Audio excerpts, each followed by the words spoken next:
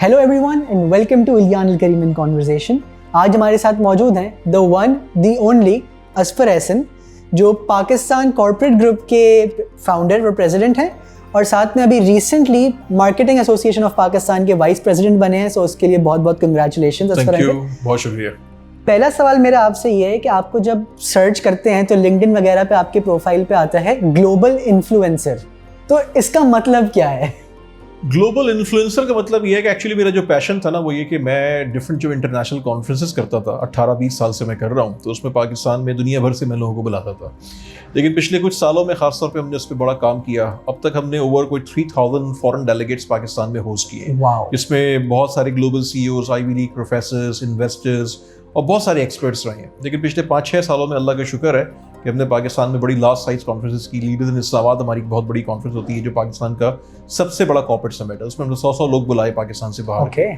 तो वो gradually network develop हुआ। अराउंड इस वक्त 30+ कंट्रीज में मैं इस वक्त काम करता हूँ और वहाँ पर हमारा बड़ा अच्छा नेटवर्क है। फिर नटशल कॉन्फ्रेंसेस जो हमारी कंपनी है उसके बोर्ड ऑफ एडवाइजर्स में इस वक्त 22 ग्लोबल बोर्ड ऑफ एडवाइजर्स हैं, और वो अफ्रीका से लेके अमेरिका, कनाडा, सिंगापुर, चाइना, हर जगह पे लोग फैले हुए हैं। तो इन्फ्लुएंस का मतलब ये था कि एक नैरेटिव अगर आपने बिल्ड करना है, जैसा कि मैं पाकिस्तान की इमेज मार्केटिंग पे बात करता हूँ, उसको हम प्रमोट करने की कोशिश करते हैं, हम इन्वेस्टर्स को पाकिस्तान में अट्रैक्ट करने की बात करते हैं, तो उसके लिए आपको एक परसेप्शन मैनेजमेंट पहले तो क्लियर करनी होती है कि पाकिस्तान का पोटेंशियल है क्या।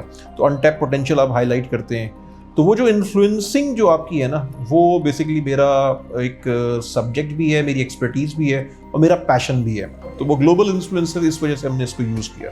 वैसे मैं एक बहुत छोटा सा आदमी नहीं, वैसे वो तो सच नहीं है, मगर ठीक है, आपकी हम्बलनेस को हम एक्सेप्ट करते हैं। दूसरा सवाल मेरा आपसे ये है कि आपके पास एक इतना स्ट्रॉन्ग और वेल नेट नेटवर्क है हुज हू का, सही है, तो इस इंडस्ट्री में आना, और आप एक इन्फ्लुएंसर हैं उन सबके, तो ये आना प्लान्ड था या एक्सीडेंटल था, क्या था? पैशन था बेसिकली, हॉबी थी, ये मेरा शौक था। और जैसे जैसे चीज़ें इवॉल्व होती रही, उसमें अप्स एंड डाउन्स भी आए, चोटें भी खाई, सब कुछ हुआ।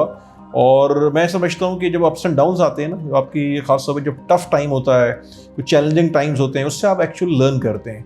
एक चीज़ जो हमने उस वक्त नहीं की वो ये कि हमने कंटिन्यूटी को ब्रेक नहीं किया।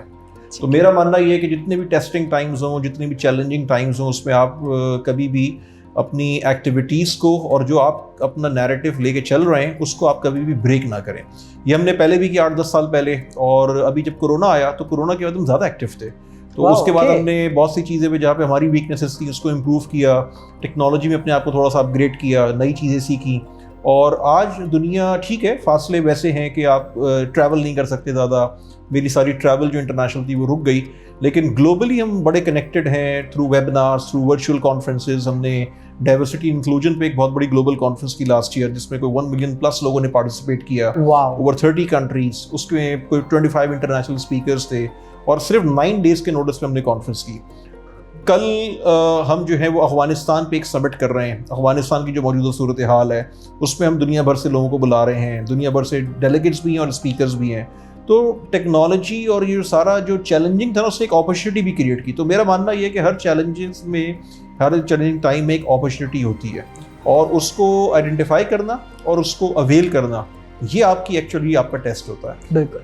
आपने अफगानिस्तान की बात की, और आजकल सब न्यूज़ पे तो आ ही रहा है कि अफगानिस्तान में क्या सिचुएशन चल रही है, तो आपको क्या लगता है कि वो पाकिस्तान को किस तरह से अफेक्ट करेगी? देखिए, ये तो वक्त बताएगा, लेकिन मैं ये समझता हूँ कि जो पाकिस्तान की गवर्नमेंट है और जो पाकिस्तान की मिलिट्री है वो बहुत इस वक्त हार्ड वर्क कर रहे हैं, बहुत अपने उन्होंने ऑप्शंस को ओपन रखा हुआ है, उनका बड़ा ग्राउंड वर्क है।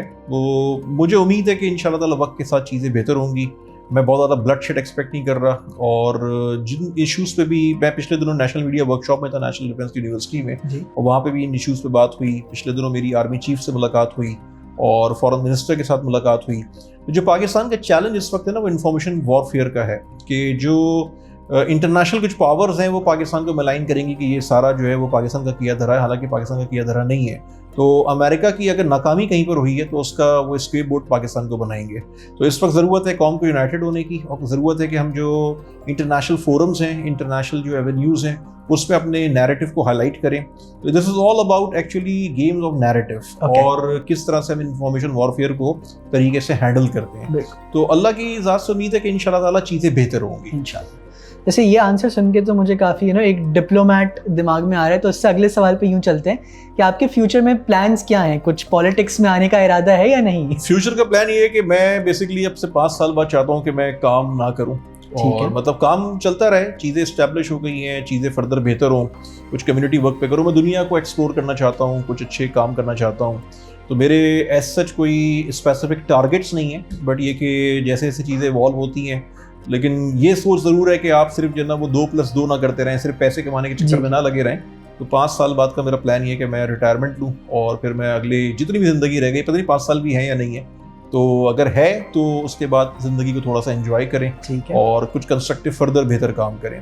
पॉलिटिक्स को ज्वाइन करना ना करना, लोग कहते हैं कि मैं ज्वाइन करूँगा, बट अभी तक तो नहीं किया है, और आई थिंक कि उसमें रहते हुए बेहतर मैं काम कर रहा हूँ, पाकिस्तान के लिए बेहतर काम कर रहा हूँ, कम से कम सारी पॉलिटिकल पार्टीज़ में एक्सेप्टेंस है।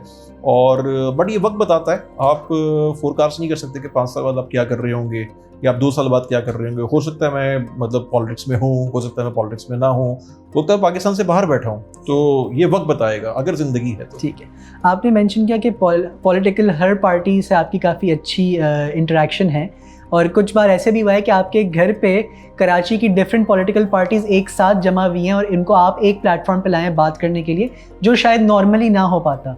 तो इससे कराची में स्पेसिफिकली क्या पॉजिटिव इम्पैक्ट आपने देखा है? देखिए, ये अल्लाह का शुक्र है कि एक दफ़ा नहीं 4-5 दफ़ा हमने पॉलिटिकल पार्टीज़ को एक प्लेटफॉर्म पे बिठाया, खासतौर पे उस वक्त जिस वक्त वो आपस में बड़ी इनकी फाइटिंग चल रही थी, सारा कुछ था, तो हमारे प्लेटफॉर्म पे अल्लाह का शुक्र सब एक साथ होकर बैठ जाते हैं। यही काम है एक सिविल सोसाइटी का, एक्टिविस्ट का, उससे ज़्यादा हम कर नहीं सकते हम ज़्यादा, क्योंकि हम ब्लैकमेलिंग तो हम करते नहीं हैं। तो हमारा तो मौक़िफ़ ये होता है कि कुछ चीज़ों पे कोलैबोरेट कर लें, आपस के इख्तिलाफ़ात आपके चलते रहें, बट मुल्क तो हमारा है ना, शहर हमारा है, तो जो भी इशू है उस पर, कुछ इशूज़ पे जो लार्जर पिक्चर है जिस पे वहाँ पर कंसेंसस डेवलप हो जाए और कुछ जगहों पे कोलैबोरेशन हो जाए, तो यकीनन प्रोडक्टिविटी निकलेगी। ठीक है। अच्छा, जब भी कोई इवेंट होता है तो वो किसी ना किसी तरीके से आपसे रिलेटेड हो जाता है, आपका कोई ताल्लुक वहाँ निकल आता है, तो दूसरों के लिए कुछ छोड़ने का इरादा है या नहीं? नहीं, ऐसा कब हुआ मुझे बताएं ना, आपको स्पेसिफिक मुझे ऐसा कब नहीं हुआ ये बताएं आप। नहीं, ऐसा मेरा नहीं ख्याल ऐसा है, बट ये कि इवेंट्स का ये कि मेरा पैशन है बेसिकली, और कॉन्फ्रेंसेस जो मैंने शुरू की थी मेरा पैशन था, ये हादसाती नहीं था।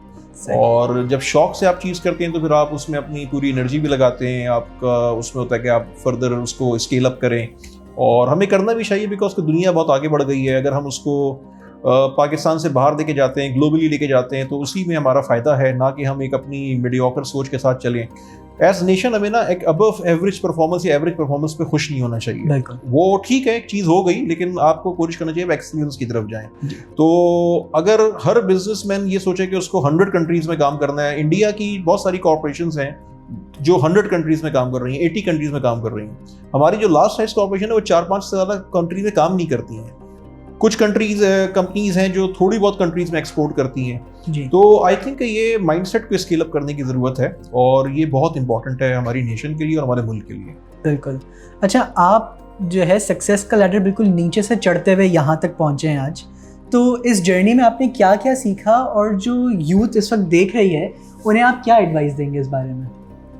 पहली चीज़ जो मैंने सीखी, वो सबसे इम्पॉर्टेंट जो होता है ना, आपका वैल्यूज़ जो आपकी हैं, जो इंटेग्रिटी है और जो ऑनेस्टी है, उसका कोई ऑल्टरनेट नहीं है।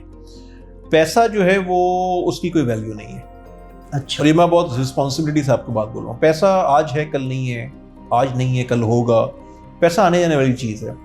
तो हमारे यहाँ सोसाइटी में जो एक बड़ी गलत चीज़ जो हो गई है ना, कि एक आपके पास कौन सा मोबाइल है, कौन सी गाड़ी आपके पास है, वो इज़्ज़त का मेयार बन गया है। ये चीज़ बड़ी गलत है, और ये अनफॉर्चुनेटली बढ़ती जा रही है, खासतौर पे हमारी यूथ में, बिकॉज कि हमारा जो मीडिया है ना वो उसको इसी तरह से पोर्ट्रे करता है। और बेसिकली ये सब चीज़ें वो नहीं है जो इज़्ज़त का मेयार होनी चाहिए। तो सोसाइटी में इस वजह से जो है ना थोड़ी करप्शन बढ़ रही है, हर आदमी शॉर्टकट के चक्कर में चला गया है। There is no shortcut.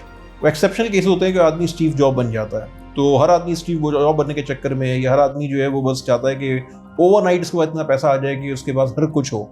तो मेरा ख्याल है कि ये वो लर्निंग है जो मैंने बेसिकली हासिल की। दूसरी चीज़ ये कि देयर इज़ नो टुमारो, ये हमारी कोविड की लर्निंग है।